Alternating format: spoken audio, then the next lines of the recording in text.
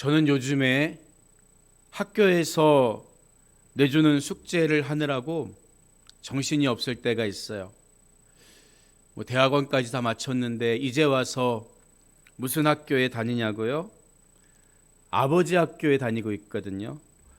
지난 1995년 온누리교회에서 시작된 도란노 아버지 학교는 좋은 남편, 좋은 아빠가 되기 원하는 남성들에게 필요한 것이 무엇인지 돌아보고 또 성경적으로 배울 수 있도록 도움을 주는 유익한 학교입니다.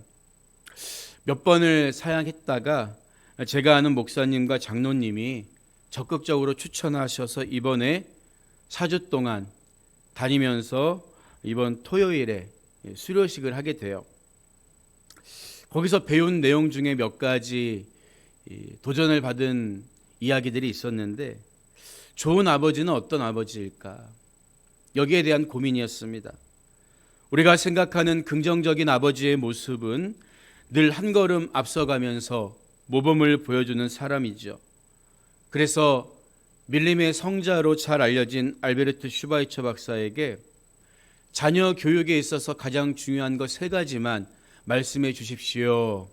이렇게 여쭤봤더니 첫째는 본보기, 둘째도 본보기, 그리고 마지막 셋째도 본보기다. 이런 말을 했다고 해요. 가령 자녀가 공부에 조금 더 흥미를 갖기 원한다면 부모가 먼저 책을 읽는 모습을 보여줘야 한다는 거죠. 또 자녀의 몸이 튼튼해지기를 바란다면 부모가 먼저 시간을 내서 운동하는 모습을 보여줘야 한다는 것입니다. 그런데 요즘에는 프레디라는 신종어가 생겼다고 해요. 영어로 친구를 의미하는 프렌드와 아빠라는 뜻의 데이디가 합쳐진 말로 프렌디, 친구 같은 아빠가 아이들에게 필요한 시대가 되었다는 말이죠. 이 시대의 좋은 아버지는 앞서서 모범을 보여줘야 할 뿐만 아니라 때로는 자녀와 나란히 삶을 나누면서 걸어갈 줄도 알아야 한다는 거예요. 또 필요할 때 그저 곁에 있어주는 좋은 친구 같은 부모가 이 시대 아이들에게는 필요하다는 거죠. 저는 그 이야기를 들으면서 예수님이 생각났습니다. 사실 예수님이 우리에게 주신 사랑이 그와 같지 않습니까? 그분은 우리보다 먼저 고난당하셨을 뿐만 아니라 우리가 고난당할 때 우리 안에 찾아오셔서 우리를 도우십니다. 그래서 좋은 부모가 되려면 먼저 자식을 대할 때도, 또 좋은 남편이 되려면 아내를 대할 때도 주님의 마음을 품어야 한다. 성경에 답이 있구나. 그런 생각이 들었어요. 우리가 지난 시간까지 살펴본 히브리서 11장에서는 믿음대로 살다 간 선진들의 삶을 소개했습니다. 그들은 그림자와 같은 옛 언약의 시대를 살았지만 결국 믿음으로 구원받았다는 거예요. 그러니까 히브리서의 맥락에서 11장에 나오는 믿음의 선진들은 옛 언약의 시대를 살다 갔음에도 불구하고 장차 오실 실체이신 예수 그리스도 영원한 본향을 믿음으로 바라보면서 승리했다. 이 말을 하려는 거죠. 믿음이란 결국은 그래서 삶이라고 할 수 있습니다. 한 번의 수긍이라든지 어떤 지적인 동의로 끝나는 게 믿음이 아닙니다. 믿는 대로 살 때 진짜 믿음이 된다는 거예요. 그래서 신앙은 자꾸 뭔가를 새로운 거를 시도하는 게 아니라 해왔던 대로 계속 꾸준히 해나가는 게 진짜 중요한 거예요. 그것이 바로 오늘 본문이 묘사하는 경주자의 삶이 아니겠습니까? 똑같은 트랙을 반복해서 도는 게 지루해 보일 수 있어도 계속 뛰는 거예요. 경주를 하는 사람에게는 그런데 도달해야 될 목적지가 있습니다.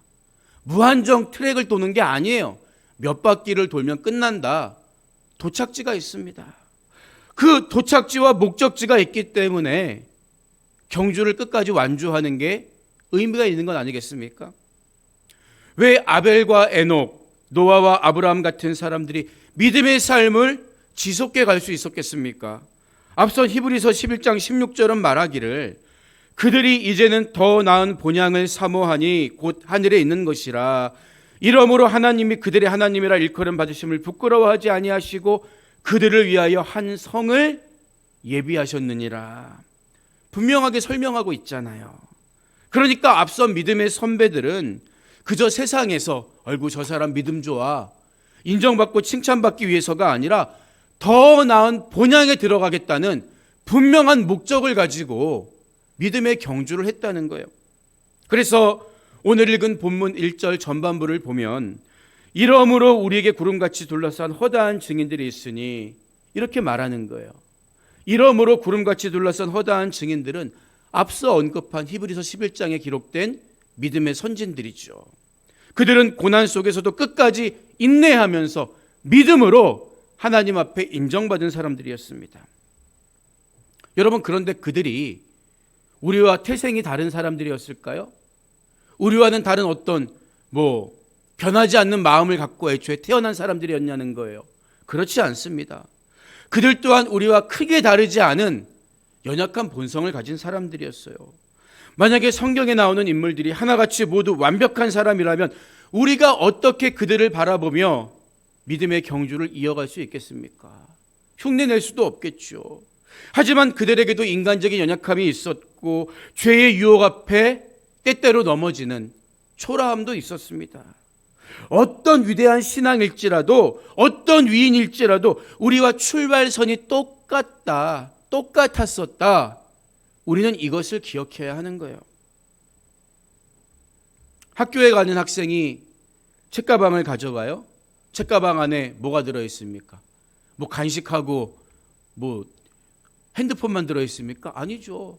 책가방 안에는 책과 학용품과 필통이 들어있어요. 책가방인 거예요. 여행을 가는 사람들은 여행 가방에 뭐가 들어있어야 돼요? 여행에 필요한 물품들이 들어있어야 되는 거예요. 제가 아는 어떤 분은요, 여행을 갈 때도 책만 챙겨가요. 좋습니다. 책을 읽는 것도 좋죠. 그런데 늘 다른 사람에게 치약도 빌려 쓰고 비누도 빌려 쓰고 면도기, 수건까지 빌려 써요. 여러분, 이게 정상적인 여행 가방입니까? 아니겠죠. 마찬가지예요. 우리가 믿음의 선배들처럼 증인들처럼 믿음의 경주를 완주하기 위해서는 준비물이 필요한 거예요. 어떤 준비가 필요할까요?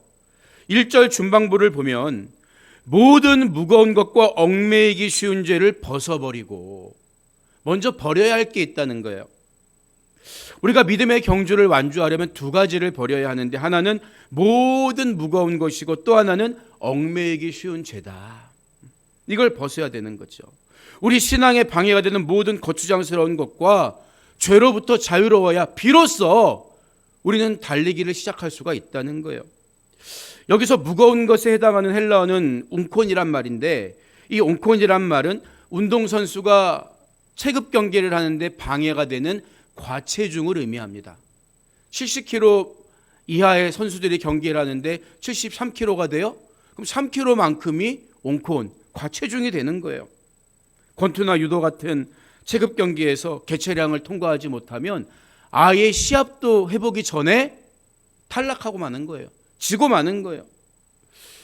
그렇다면 경주의 발목을 잡는 무거운 것에는 무엇이 있을까요? 지나치게 물질을 사랑한다든지 세상적인 관심사, 정치에 빠져서 마치 정치에 소망이 있는 것처럼 또는 자기 논리와 지식에 빠져 있어서 자만해진다든지 반대로 나는 아무것도 할 수 없어. 하나님이 예수 그리스도의 피값으로 나를 샀음에도 불구하고 지나치게 자기를 비하한다든지 여러 가지가 있을 수 있어요. 이런 것들은 우리가 조금만 열심을 내서 신앙생활을 하려고 할 때마다 발목을 잡아서 앞으로 나아가기 힘들게 만드는 거예요. 그것들을 추구하기 위해 더 열심히 살려고 발버둥 치지만 결국은 그로 인해 넘어지게 되잖아요. 그래서 우리는 보통 이런 것들을 삶의 무게, 인생의 무게 이런 말로 표현합니다.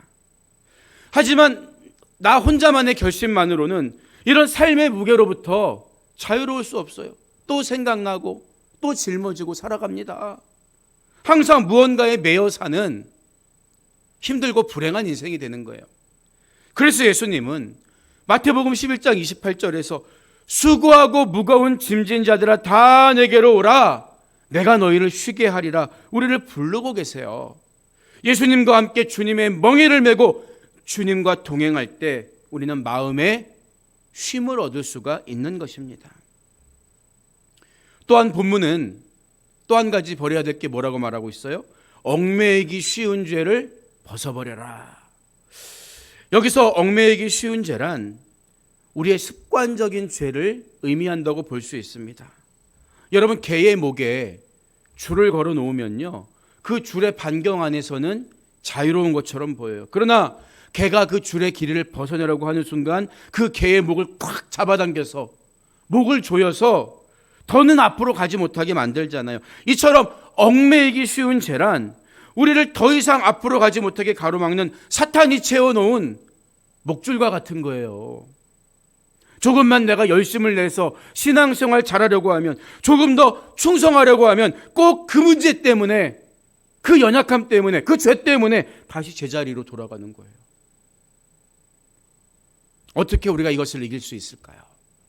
로마서 8장 1절 이하의 말씀을 보면 그리스도 예수 안에 있는 자에게는 결코 정죄함이 없나니 이는 그리스도 예수 안에 있는 생명의 성령의 법이 죄와 사망의 법에서 너를 해방하였습니다. 분명하게 선언하고 있습니다. 우리가 생명의 성령의 법을 따라 살 때 우리를 얽매고 있던 죄와 사망의 줄은 끊어져 버리고 진짜 자유를 얻게 되는 거예요. 특히 나의 약한 부분, 습관적으로 짓는 죄는 우리가 더 큰 심각성을 느끼고 성령님의 도우심을 간절히 구해야 하는 것입니다. 이처럼 우리 신앙을 무기력하게 만드는 것이 무거운 것과 얽매이기 쉬운 죄입니다. 우리가 믿음의 경주를 끝까지 완주하기 위해서는 먼저 우리 발의 발목을 잡아당길 만한 장애물들, 불필요한 것들을 버리고 출발해야 한다는 거죠. 이렇게 더 나은 본향을 향해 경주할 준비가 되었다면 그 다음에 필요한 게 무엇인가? 달리기를 계속해 나아갈 수 있는 힘, 곧 경주의 동력을 공급받아야 합니다. 우리는 밥심으로 산다는 말을 많이 해요. 100m를 달리려면 100m 달리기에 필요한 만큼의 에너지가 내 안에 필요합니다. 동력이 필요한 거예요. 근데 영적인 경주는, 신앙의 경주는 영적인 동력이 필요한 거예요. 아무리 목적지를 알고 있어도 차에 기름이 없으면 앞으로 나아갈 수 없는 것처럼 우리가 영적으로 믿음의 경주를 하겠다고 결심해도 동력이 없으면 나아가기 힘든 것입니다. 그래서 1절 후반부를 보면 인내로서 우리 앞에 당한 경주를 하며 이런 말을 하고 있는 거죠. 우리에게 찾아오는 어려움과 문제를 이기기 위해서 우리는 먼저 우리 마음속에 인내하는 마음을 품고 나아가야 한다는 거예요. 군대 안에 여러 가지 훈련이 있는데 그중에 혹한기 훈련은 말 그대로 추위 속에서 견디는 훈련입니다. 여러분 생각해 보세요. 그냥 추위를 견디는 것 자체가 훈련이면 그 추위가 얼마나 대단하겠습니까? 제가 근무했던 곳이 강원도 화천인데 거기에 있는 화학산이 제가 듣기에는 우리나라에서 얼음이 제일 먼저 오는 산이다 이렇게 들었던 것 같아요. 다들 자기 군 생활이 힘들었다고 말하잖아요. 한 번은 혹한기 훈련을 하다가 너무 추워서 철수한 적이 있었는데 그때 영하 27도까지 내려간 적도 있었어요. 그렇게 힘든 훈련을 어떻게 견딜까요? 단 한 가지입니다. 힘들지만 이 시간이 끝나면 다시 막사에 돌아가서 따뜻한 난로 곁에 잘 수 있다는 희망이 있기 때문에, 언젠가 끝난다는 소망이 있기 때문에 견딜 수 있는 거죠. 마찬가지로 우리가 선한 싸움, 믿음의 경주를 인내하기 위해서, 끝까지 달려갈 동력을 갖기 위해서 필요한 게 뭘까요? 흔들리지 않는 견고한 것을 붙드는 거예요. 오늘 말씀은 그래서 우리 믿음의 경주에 필요한 동력 두 가지를 제시해 주고 있는데, 하나는 예수를 바라보는 것이고 또 하나는 예수를 생각하는 것입니다. 그러니까 우리가 인내하면서 믿음의 동력을 계속 얻어야 되는데, 하나는 예수님을 바라보는 것, 또 하나는 예수님을 깊이 생각하는 것. 이 두 가지의 힘을 얻을 때 우리는 끝까지 믿음의 경주를 완주할 수가 있다는 거죠. 먼저 2절 전반부를 보면 믿음의 주요 또 온전케 하시는 이인 예수를 바라보자 이렇게 말하고 있습니다. 믿음의 경주를 완주하기 위해 필요한 첫 번째 동력은 우리의 참 소망이신 주님을 바라보면서 인내하는 것이다. 견디는 것이다. 이렇게 말해주고 있어요. 여기서 믿음의 주요, 믿음의 주라는 말은 그분이 우리 믿음의 근원이 되신다. 이런 뜻입니다. 앞선 히브리서 10장 18절까지의 말씀을 통해서 히브리서 기자는 그리스도가 얼마나 우월한 존재인가에 대해서 계속 논증했습니다. 천사와 모세보다 우월한 그리스도, 그리고 옛 언약과 제사장 제사법보다 우월한 그리스도에 관해서 논증해왔죠. 그러니까 히브리서 전체의 맥락에서 볼 때 우리가 가진 믿음의 근거는 어디로부터 말미암은 것입니까? 옛 언약입니까? 아니에요. 새 언약의 성취자로 이 땅에 오신 예수 그리스도로 말미암은 것입니다. 그렇기 때문에 옛 언약 아래 살아간 믿음의 선배들이 본향을 바라보면서 믿음의 경주를 한 것처럼 새 언약으로 사는 저와 여러분은 그 언약의 실체로 오신 예수 그리스도를 바라볼 때 힘을 얻고 믿음의 경주를 완주할 수 있다는 거예요. 히브리서 2장 18절을 보면 그가 시험을 받아 고난을 당하셨은즉 시험 받는 자들을 능히 도우실 수 있느니라 선언하고 있잖아요. 인간의 몸으로 오셔서 하나님 말씀에 순종하기 위해 하나님의 뜻을 이루기 위해 먼저 고난 받으신 예수님이 지금 우리를 돕고 계신다는 거죠. 그분을 바라보고 의지하고 그 믿음으로 경주를 완주하라는 거예요. 그런데 예수님의 십자가가 고난으로 끝났습니까? 그렇지 않아요. 십자가 고난 뒤엔 부활의 영광이 있습니다. 그래서 2절 후반부에서는 그는 그 앞에 있는 기쁨을 위하여 십자가를 참으사 부끄러움을 개의치 아니하시더니 하나님 보좌 우편에 앉으셨느니라. 이어서 선언하고 있는 거예요. 그리스도께서 받으신 영광은 고난에 비할 바가 못될 만큼 크고 찬란한 것이다. 살면서 기대만큼 안 될 때, 마음처럼 쉽지 않을 때, 그래서 주저앉고 싶을 때, 그때가 예수님을 바라봐야 할 때입니다. 우리는 믿음의 경주를 끝까지 완주하는 것은 물론 증인들처럼 영향력 있는 경주자가 되어야 합니다.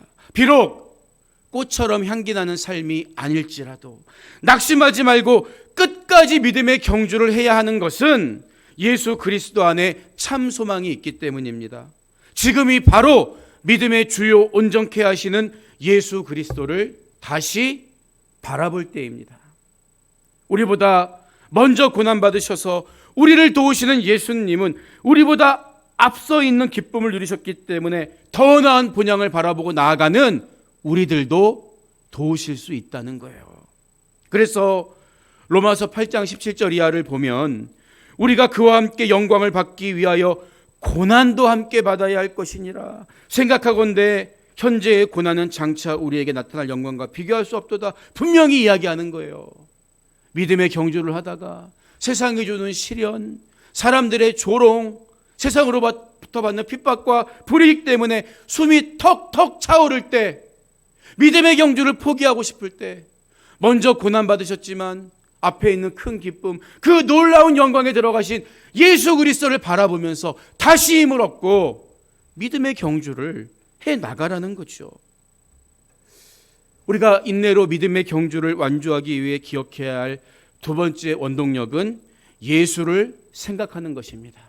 예수를 바라보는 것, 예수를 생각하는 것. 본문 3절을 보면 너희가 피곤하여 낙심하지 않기 위하여 죄인들을 이같이 자기에게 거역한 일을 참으신 이를 생각하라. 이렇게 말하고 있어요. 이같이 자기에게 거역한 일을 참으신 이를, 이것은 성부 하나님을 의미한다고 볼 수도 있지만 문맥상 계속해서 2절에 이어지는 성자 하나님, 예수님으로 해석할 수도 있는 거예요. 여러분 보세요. 예수님이 무엇을 참으셨습니까? 하나님의 아들을 몰라보고 십자가에 못 박은 사람들, 십자가에 달리신 이후에도 내려와 보라고 조롱했던 그 사람들, 끝까지 온유하셨던 그 예수님에 대해서 곰곰이 생각해 보라는 거예요. 예수님 얼마나 억울하셨겠습니까? 인간적으로 보면. 하지만 예수님은 묵묵히 그 길을 걸어가셨습니다.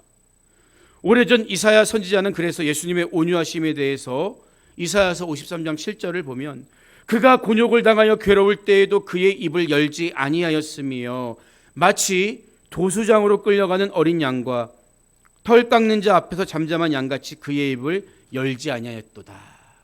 예언한 바가 있죠. 예수님은 자신이 구원하러 온 죄인들에게 오히려 흉악한 죄인 취급을 당했습니다. 죄인들이 죄인 취급한 거요. 죄가 없으신 예수님을. 왜입니까? 그가 찔림은 우리의 허물 때문이요, 그가 상함은 우리의 죄악 때문이라. 그가 징계를 받음으로 우리는 평화를 누리고 그가 채찍에 맞음으로 우리는 나음을 받았도다. 이 성경 말씀을 이루시기 위해서, 약속의 말씀을 성취하기 위해서 죄가 없으신 예수님께서 우리 대신 징계를 받으셨다는 거예요. 레위기 4장에 기록된 속죄 제사법을 보면 죄를 지은 사람이 하나님께 드릴 제물을 가지고 와서 자기가 직접 그 제물의 머리에 안수합니다. 죄인이 제물의 머리에 안수하는 이유는 자기 죄 대신 죽을 제물에게 자기가 가진 모든 죄를 전가시키기 위함이에요. 무슨 짐승을 축복하기 위한 게 아니라 내 죄를 다 전가시켜서 그 죄를 짊어진 짐승을 죽여서 죄값을 지불하는 거죠. 그래서 이러한 구약의 눈으로 보면 예수님이 세례 요한에게 세례 받으신 이유를 설명할 수가 있어요. 죄가 없는 예수님이 죄사함의 세례를 받으신 게 아니라 인간을 대표하는 제사장 세례 요한으로부터 인간의 모든 죄를 전가받으셨다. 그리고 공생애를 시작하셨다. 이렇게 해석할 수가 있는 거죠. 이처럼 예수님은 우리 인간의 모든 죄를 전가받은 어린 양이 되셔서 십자가에서 죽으신 것입니다. 그래서 세례 요한은 자기가 세례 베푼 예수님을 가리켜서 보라, 세상 죄를 지고 가는 하나님의 어린 양이로다. 그분의 정체성을 분명히 이야기했던 것입니다. 우리들은 남이 조금만 나를 오해해도 발끈하는데 죄가 없는 예수님은 죄인으로부터 모든 죄를 전가받으신 거예요. 그렇기 때문에 우리가 우리 대신 징계받으신 예수님을 생각하면서 믿음의 경주를 해 나간다면 그 가운데 누가 나를 몰라주고 누가 나를 모욕하고 조롱한다고 해도 끝까지 인내하면서 맞아, 주님도 억울함을 당하셨지. 주님을 생각할 때 참고 완주할 수가 있는 거예요. 여러분, 억울한 일 당하셨습니까? 그렇다면 예수 그리스도를 생각하시기 바랍니다. 그때 우리는 흔들림 없이 믿음의 경주를 해 나갈 수 있는 거예요. 오늘 말씀을 마무리합니다. 모든 사람들이 부와 행복을 추구하는 세상 속에서 우리들은 부안해동하기 쉬운 유혹에 노출되어 있습니다. 여러분 혹시 다수 사람들이 추구하는 게 가장 좋은 신앙 모델이라는 일종의 착각 속에 살진 않나요?